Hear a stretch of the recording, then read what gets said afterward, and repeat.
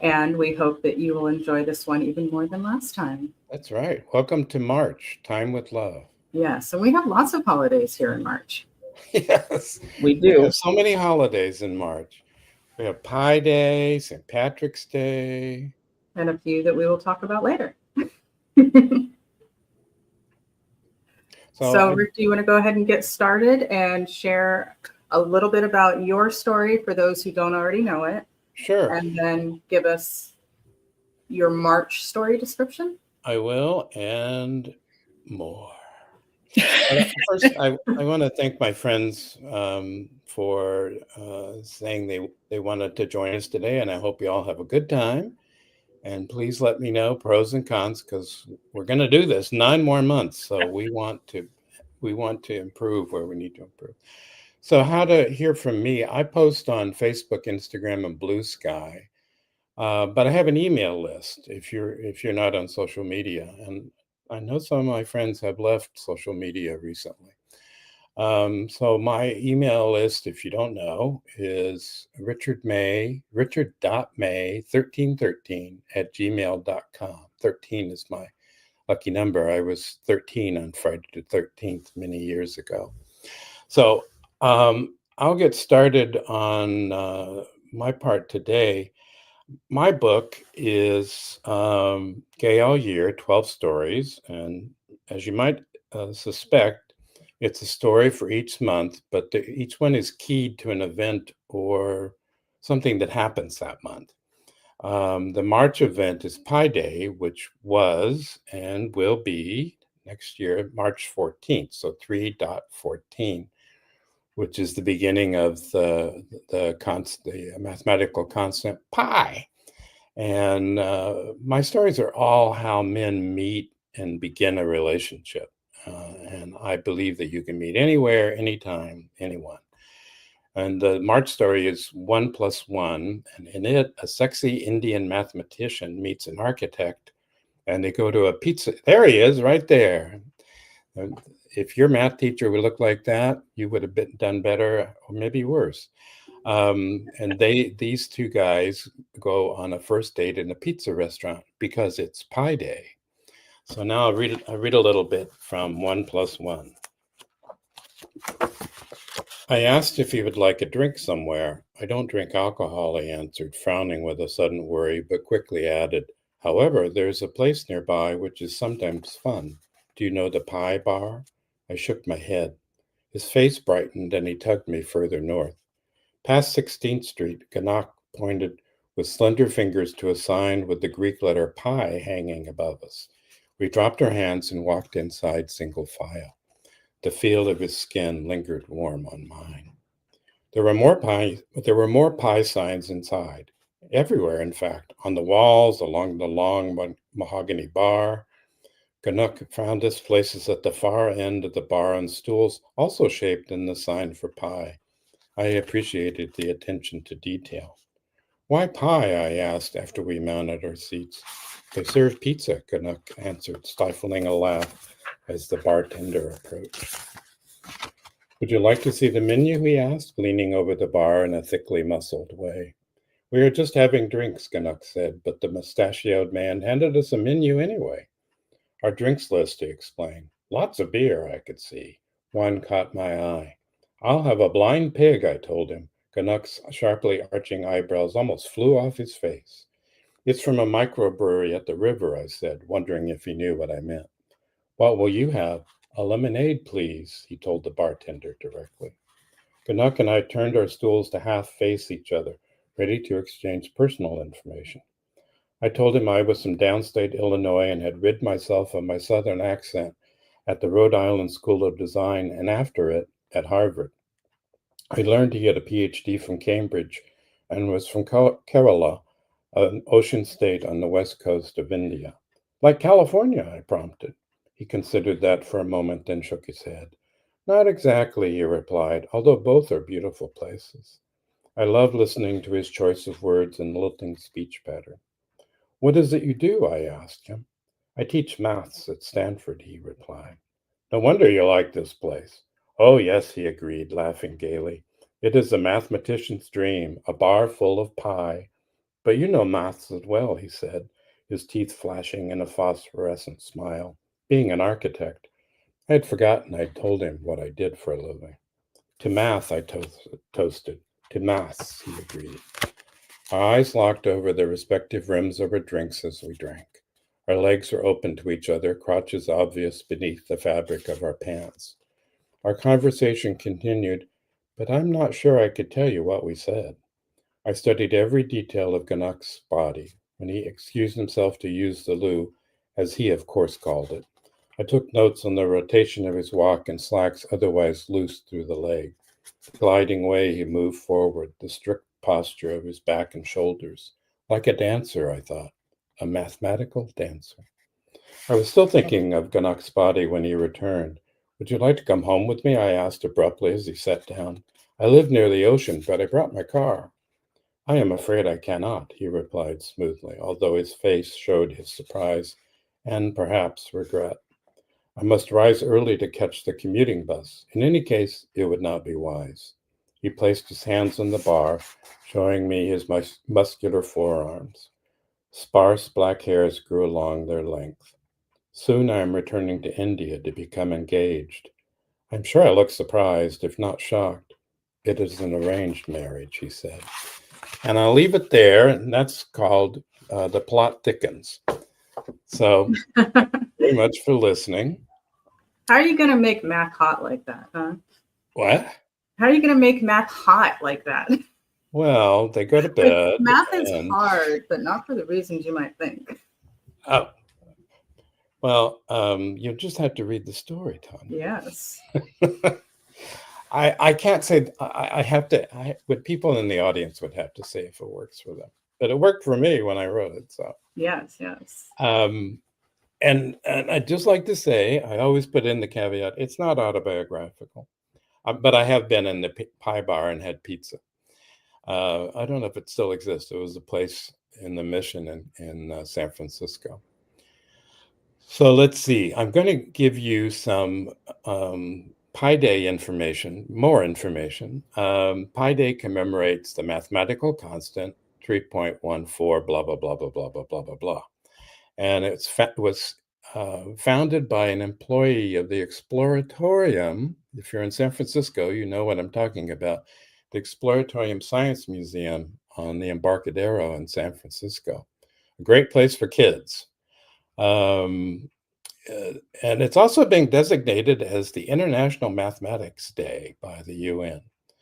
So, but so much for the serious part of Pi Day. I and my partner celebrated that by eating pizza on Friday. And so it's a good day to eat pizza, or my favorite pie, banana cream. Which brings me to today's contest. We're celebrating, as we mentioned, several March holidays, not just Pi Day.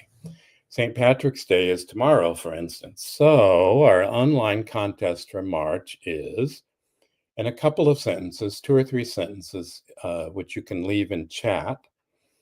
Tell us your favorite way to celebrate St. Patty's Day, or some remembrance of celebrating it, just in a couple of sentences. And then each of us authors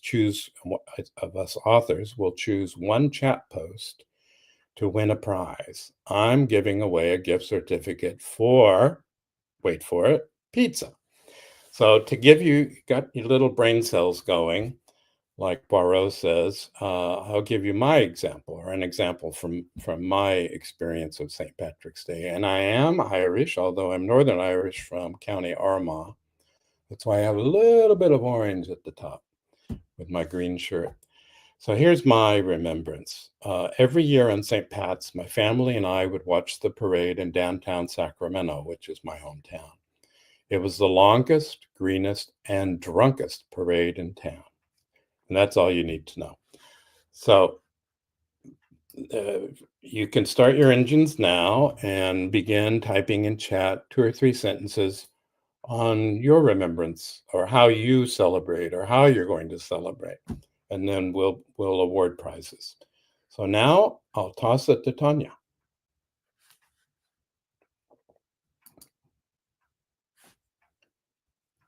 We can't hear you.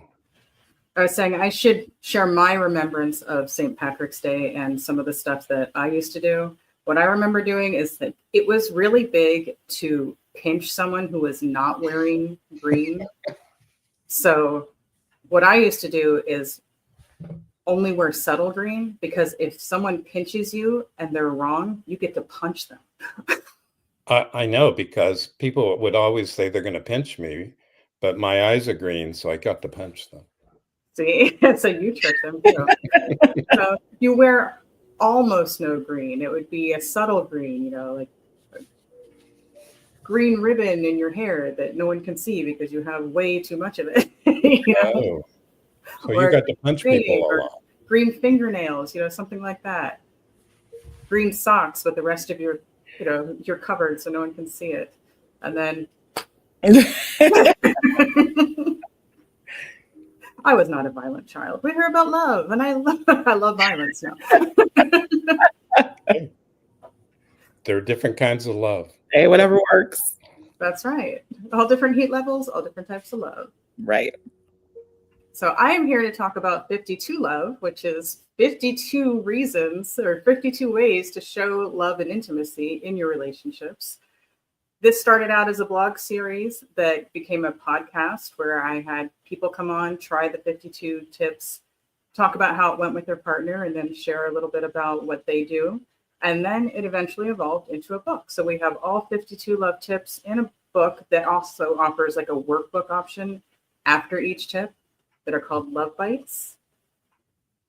And so today we are going to talk about a specific week, week 10, that kind of coincides with some of the other holidays that we're going to discuss today. So week 10 is one for the books. And keep in mind, when I wrote this, I kind of alternated whether I was talking to someone who was in a relationship with a man or with a woman. In some cases, it's with both. So for this one, it just says he, but please insert your preferred pronoun. For week 10 of 52 Love, buy your partner a book. This is not the time to gift that book that you think he needs to read. You want him to feel appreciated, not judged. Try a selection from his favorite author or comic book series. If he owns the whole collection, buy a book about that author or those beloved characters. No favorite scribe? Try a graphic novel or book on a topic he likes. Make it clear that you've thought about his interests and search for something that would suit him. Take it one step further and read the book in tandem so that he has a discussion partner. This tells him that you are aware of his tastes, and those tastes are important to you. Translation: he is important to you. As with any gift, proper presentation morphs it from mundane to memorable. It's easy to say it's the thought that counts, but fancy packaging represents the extent of that thought. Whether you arrange it with tissue paper in a gift bag or dress it with decorative wrap, your personal touch provides a special boost that speaks the volumes between "I found this while shopping for myself" versus "I chose to buy this because I love you." Maximize his pleasure by including a custom bookmark. One of life's small annoyances is trying to find something to mark your place when you start a new book. So consider purchasing the book and the accessories at a local indie bookstore instead of online. With no email announcing the gift's arrival, he won't see it coming. And your personal in-person purchase is better and highlights the extra effort that you made. Best of all, books can be enjoyed again and again. The contents last a lifetime, as does the memory of receiving the gift. And every time he sees the book, reads it, recalls the story, or uses your customized bookmark, he'll associate it with the fond memory of your gesture. And I chose this particular tip because it coincides with today's holidays. We talked about Pi Day. We are currently working on getting stories from you about your favorite traditions for St. Patrick's Day. But there also happen to be 2 reading-related holidays today, or this week and this month. So March 2nd is National Read Across America Day. It's celebrated every year on March 2nd, and it happens to coincide with a specific author that many of us know. The day is dedicated to encouraging children and young people to read and motivating parents and teachers to help them do so. The day was created and is hosted annually by the National Education Association. The idea of a special day to celebrate reading in the United States first came from a group of people at the National Education Association in 1997. They felt that it was important to instill the joys of reading in the young people of America and make it a fun activity for them instead of a chore.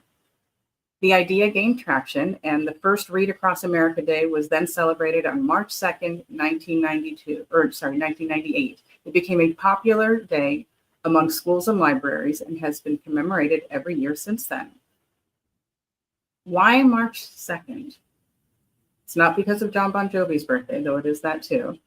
The day is chosen to host Read Across America Day because it's the birthday of the famous author Theodore Seuss Geisel, better known as Dr. Seuss, who was born on March 2nd, 1904.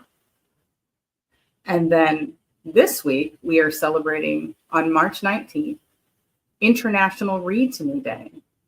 Now, I recommend reading to your partner, which is one of the tips that we'll get to later in the year. But this specific International Read to Me Day aims to change the dynamic and empower children to ask for more support, not just from their birth family, but also from their community. It's marking a day when kids can ask to be read to, promoting and encouraging and inspiring reading activities within the community, showcasing organizations who are passionate about improving the literacy standards of the children around them, and addressing the disparity between resources where they're distributed, by supporting book drives and sending the collected books to locations around the world to those who are looking for books. And then also supporting the invaluable work of the organizations trying to positively increase the literacy rates of children in their countries. International Read to Me Day relaunched on March 19th, 2021, and it's becoming a single ongoing global event, 24 hours in the day. By using Facebook Live, they read to children all around the world. It's a we thing that creates the magic in this. The ambassadors promoting the campaign readers are invited to choose a 10-minute time slot from the calendar and share a story. And this way, they instill a valuable love of reading, make a genuine difference to the development of children's vocabulary, which is transformative in their futures. We as authors definitely appreciate that. And then it also promotes the work of writers and illustrators and their publishers around the world. So what you can do is like, follow, and share the Facebook page International Read to Me Day. And then you could also sign up to become a reader. Volunteer to read to children at a time that suits you. And with that in mind, my prize for our St. Patrick's Day, our St. Patrick's Day question is going to be a gift card for Barnes & Noble so that you can buy your partner a book.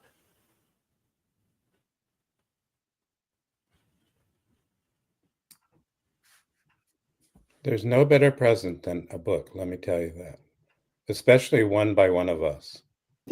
Nice plug there. Yeah. And speaking of books, I should mention the special end of year prize for the Time with Love superfan who participates the most throughout the year. What we're going to do is, for that special superfan, we're going to give away a library, one book from each of the authors who participated with Time with Love throughout the year. So that's going to be one from each of us. And then since we are having a special guest, February through possibly December, it might just be us again in December. We haven't decided yet. But that's a lot of books to put on your shelf. So please share your stories, and we encourage you to comment and tell us all about how you feel about St. Patrick's Day and what your favorite traditions are. And on that note, Hadley, what are your favorites? First of all, I wanted to comment on what you were talking about the children. I just love that. That touches my heart so much whenever you talk about that. So, but when it comes to my favorite tradition on St. Patrick's Day, the one you had said about punching people, I punched a person a time or two, so that made me laugh. But another thing that, around the thing of love for, for St. Patrick's Day, I considered myself Black Irish at that time. I would wear a Clado ring And if anyone doesn't know what that is, the tradition around the Clodo ring is it's a group of hands holding a heart and a crown on it. And if you face the heart towards yourself on your ring, then that means that you already have love. You're holding it in your heart. But if you're facing the heart outwards, then that means you're ready to give your heart away, or you're ready for love. Or time with love, however you want to say it. But I would always, as I was younger, because I was only like in 7th or 8th grade, and I didn't have a boyfriend or anything there, so my heart was always facing outwards. So it just reminded me of that, when we're talking about St. Patrick's Day and my little Clodo ring. So there's that. Reminds me of Buffy and Angel. Exactly. Yes, that's she had a Clodo ring that was given to her from Angel. So yes, I do remember that whenever you had mentioned it. And of course, green beer. If you can get out and get yourself some green beer, that was always the thing I did. I haven't done it recently, but yeah, in my younger day. Or a shot of Jameson's. That's my. Or that too.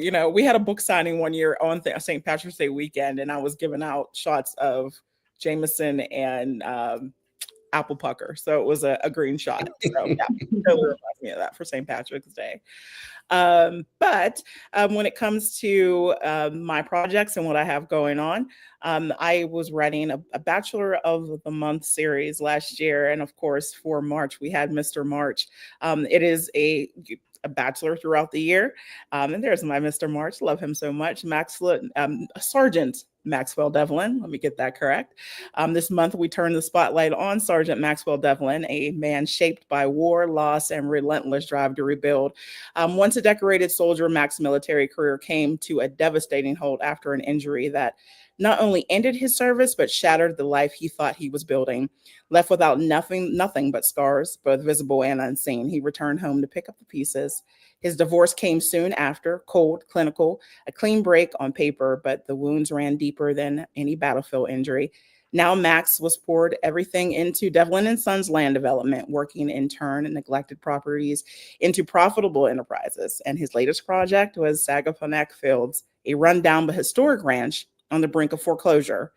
But what should be a straightforward business deal turns into something far more complicated when he meets Miss Jaya. Jaya Sagaponack is a fiery, stubborn woman who refuses to let her family's legacy slip through her fingers. And for Jaya, the ranch isn't just land, it's history, home, and the last piece her mother had left her. And with her father's financial mistakes threatening everything, she's been fighting uphill battle to save Sagaponack Fields.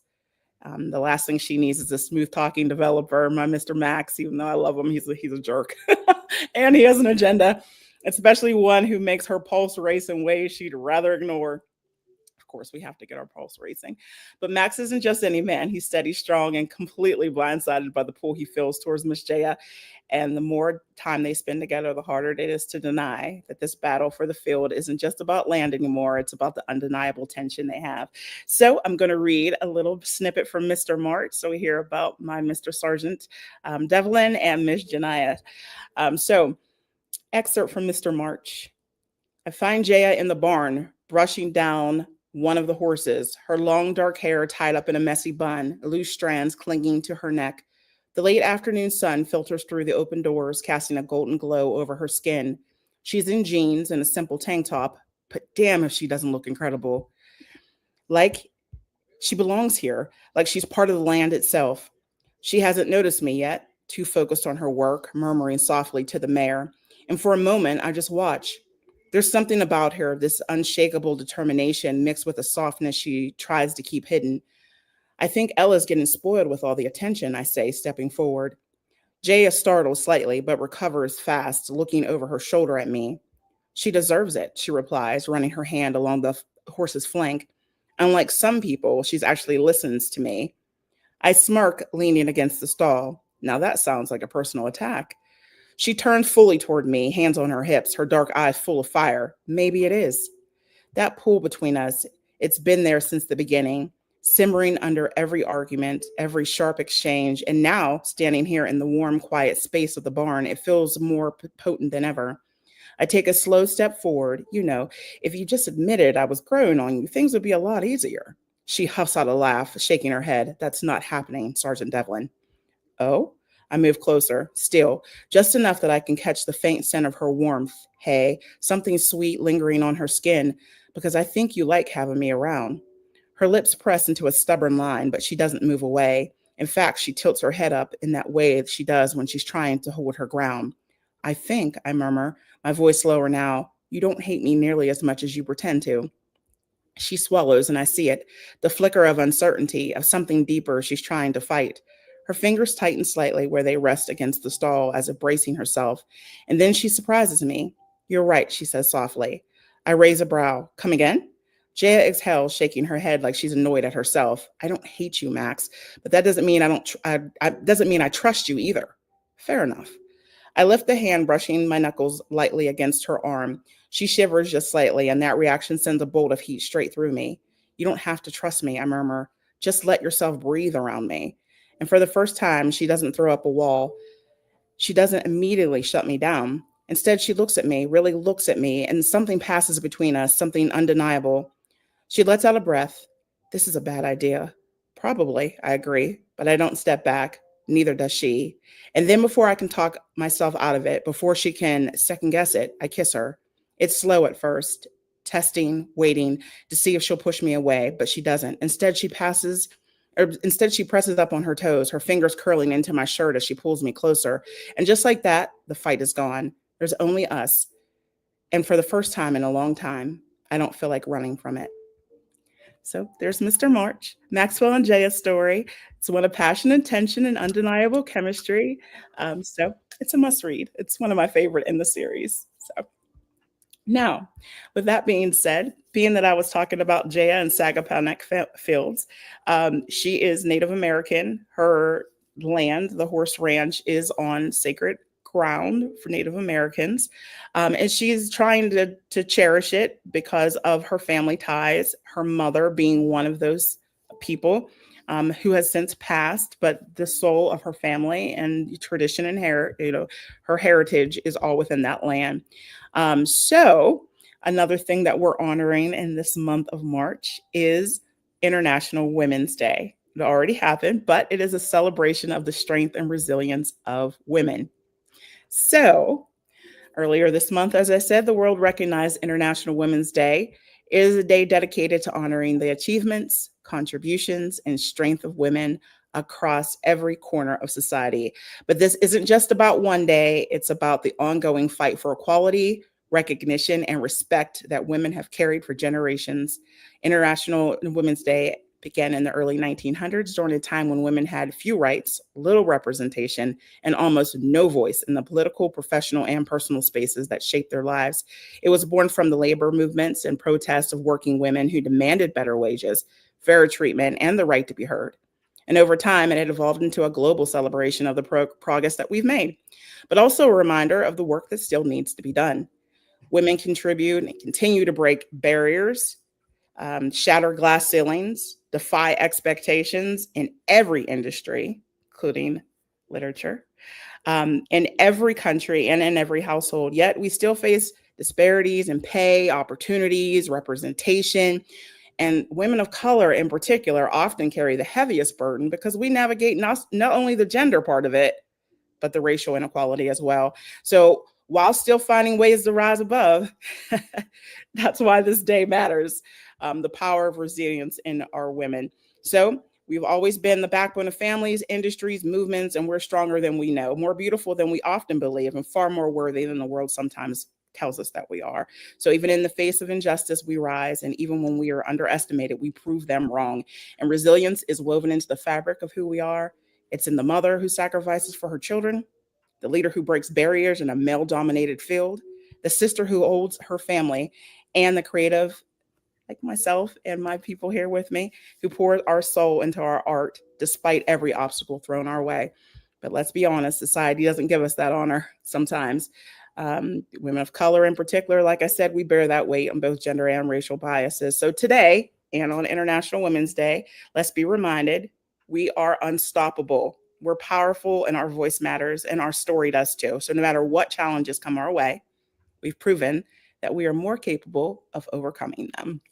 So that is International Women's Day. Yeah, you gave me chills over here. World. That's us. I am giving a free copy of my Bachelor of the Month, my Mr. Sergeant Devlin, for Mr. March. And I just want to shout out to all beautiful women that are listening, and to all who may be listening, later on. That's what we're doing. Yeah. That's all I got. You know what, though? That's great. Like, we're just sitting here sitting in it. Because, it's also Women's History Month. Maybe International Women's Day has come and gone, but we're still celebrating reading, and that day has come and gone. Pi Day has come and gone. We're just celebrating March and all of March. Come on, March. I think we can keep these things in our mind and our heart all year long. We don't, these are International Women's Day is a day that we ought to think about every day, not just one day a year. That's right. Exactly.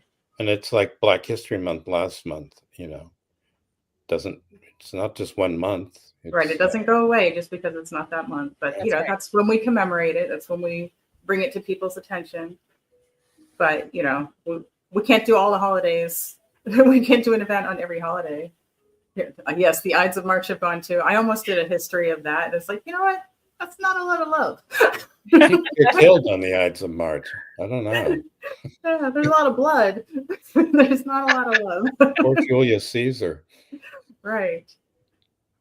And, as Cleopatra, I'm just a little bit emotional when it comes to that. I know. Definitely biased. Snake. It's also my mother's birthday, so there's that.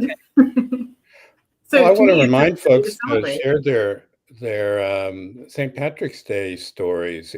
Just 2 or 3 sentences. You write it in chat on the screen, and we will read them and pick one from each of us to get our prize. It can be how you're going to celebrate it tomorrow, or how you have celebrated it, like when I celebrated mine as a little boy watching drunk people. There was more to it than that, but at least they were all wearing green. Yeah, so whatever you want to say in 2 or 3 sentences, and you might win a prize. Do we have any to share yet, Joe? Can you put them to screen while we wait for our special guests to get set up? Joe says we have 1.5. A half. So when I was a kid, the community center we went to had little parties where we would wear green and learn about castles. Ooh, I want to learn about castles. There are a lot of ruined castles all over Ireland. Mm. And then Nana used to make us wear orange because we were Dutch and not Irish. Oh. And if you wore orange, you could get pinched. Some people like that. That's funny. If you wore orange, they think, oh, you're Northern Irish Protestant. That was a half. I used to wear orange. That's a half celebration. Another thing that I remember people would do and my family would do, they would do green beer, but also corned beef and hash, which I don't like it. So it's like, you don't like corned beef. Okay. No.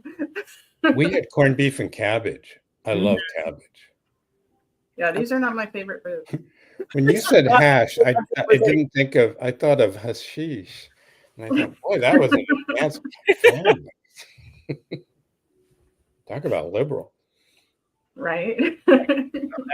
Good corned beef sandwich. Yeah. Cabbage, sauerkraut, or maybe even, or pierogi. People in my family loved it, but I just not a fan. I've never had green beer because I always have Jameson's or Bailey's. Bailey's, that's a good one. Does green beer taste different? No, it's just you just feel some significance of throwing back something that's green, and I still take I usually would do it with like Coors Light or whatever, Miller Lite. Is Heineken green or is it just the bottle? Heineken's just the bottle. Yeah, it's I don't actually drink beer. I don't like the taste of it. I drink Guinness, and I don't know how you'd make that green. Guinness. Yeah, you could use food coloring, right? No, that's too dark. If you put green in that, it's just going to look more muddy than it already is. Oh, really? green, like any beer green is usually good with a light beer because it's already light. So it's going to take on better whatever color you put in it. I sound like I'm such a lush, and I'm really not. No, we're just learning more history today. No, you could try, if you want to stay Irish, you could have it So Joe says, I spent the weekend with a pure Irish family, and the day started with Bloody Marys, and by the time the food came, we were on the other side of sober. This is a sad stereotype, but it's so true that the Irish people drink a little bit. Just a little bit, a wee bit. Lots of people drink. They just have a bad reputation for it. Now, I had an Irish friend who said they didn't drink that much in Ireland. That St. Patrick's Day, at least in the Republic, is like more of a spiritual day where they actually go to church. Oh. Because St. Patrick was a saint or is a saint. So. Right, yeah.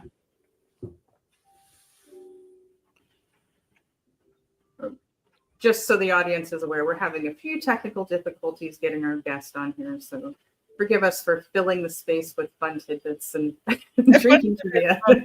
Beer. Like everyone's favorite beer to drink. No, but Bailey's, I think, is a great suggestion, Rick. I used to put Bailey's in my coffee. Ooh. I put it in my tea when it's like almond tea or chocolate almond tea, just a splash of Bailey's. Delish. I might do that after this. Every year, my partner drinking tea, but I have room for more. I should have gotten my partner made Irish soda bread. Green Irish soda bread, and I should have been chomping down on that just to make people mad. It was really good, especially with toast, and I use Irish butter, of course. What is Irish butter? It's a brand. I can't remember the name of the brand. Does it taste any different than regular butter, or is it just? Yeah, well, it's easier to spread. I don't know why.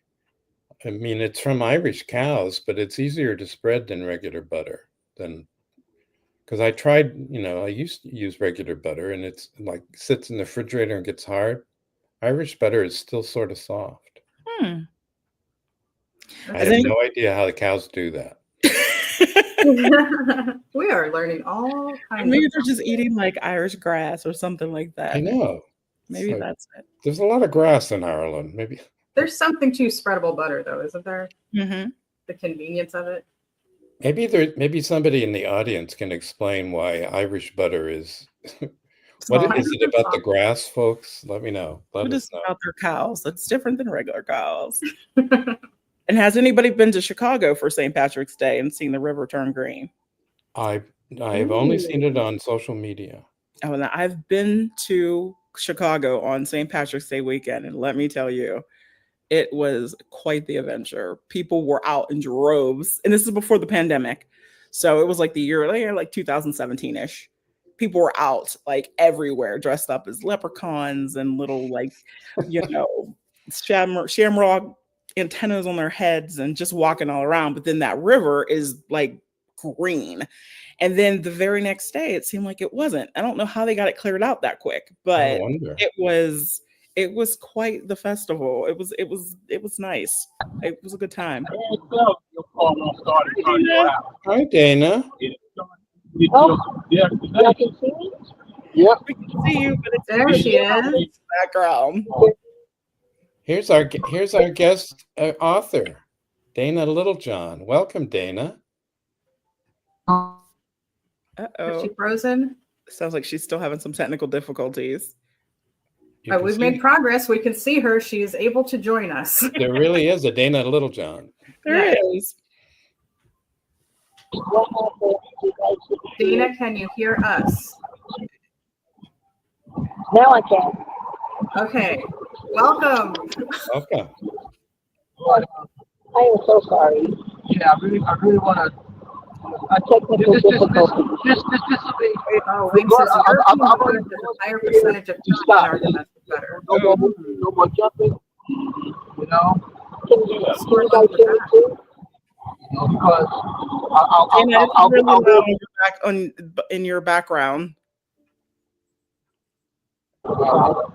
You know, I'll have more time for Bible studies. Be Is there involved. someone You know, talking in the vehicle with you, Dana? Lord.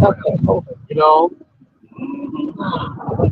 Dana has an Irish story. and mostly I won't have to chase the dollar. Oh, we lost her. Well, should we go on to choose winners in the contest?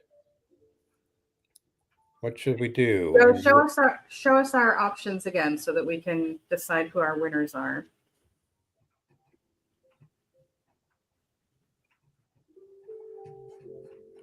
I think Okay. You know, I like the castles. I love the castle idea. Okay, You have so that's dibs that on one. it. The Defiant celebration. That's gotta be a winner.